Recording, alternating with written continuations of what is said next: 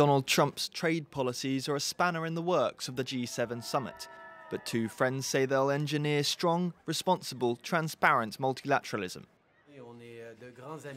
We are great friends, great partners in the global arena, and the way we work together will without a doubt lead to a successful G7 summit this week.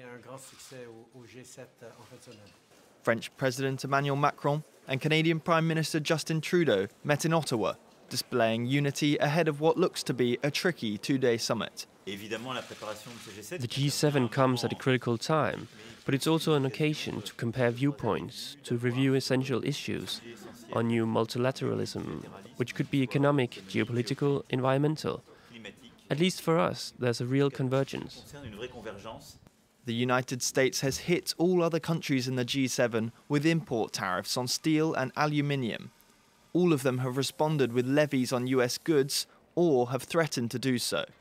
The US president ended an exemption for the EU and Canada last week. Macron called the tariffs illegal and a mistake against allies. Trudeau was quick to announce that US goods would now be subject to similar duties. Trump is set to have one-on-one meetings with both Trudeau and Macron during the summit, who had each tried to persuade him not to bring the hammer down.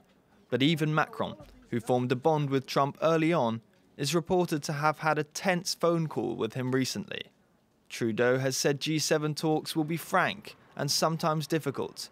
A joint communiqué on trade at the end of the summit is unlikely.